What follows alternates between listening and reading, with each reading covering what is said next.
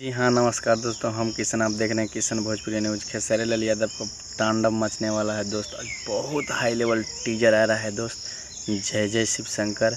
जी हाँ, हम भोजपुरी चैनल पे।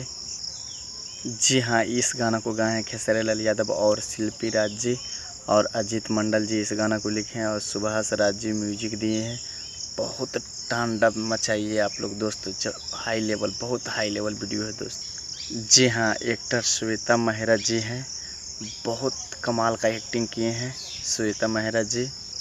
जी हाँ, 26 जुलाई आज ही दोपहर 1 बजे रिलीज हो रहा है टीजर दोस्त। आप लोग तांडव मचा के रख दीजिए। जी हाँ, खेसारी लाल यादव का बवाल वीडियो है दोस्त।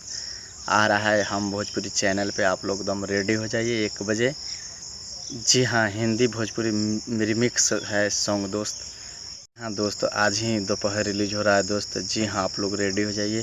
खेसारी लाल यादव का भोजपुरी हिंदी रिमिक्स सॉन्ग है दोस्त और इसमें श्वेता मेहरा जी एक्टिंग किए हैं। बहुत कमाल का एक्टिंग है। जी हाँ, आप लोग एकदम रेडी हो जाइए। हाँ, अगर मेरा वीडियो अच्छा लगे तो लाइक सब्सक्राइब जरूर कीजिए। धन्यवाद, मिलते हैं अगले वीडियो में।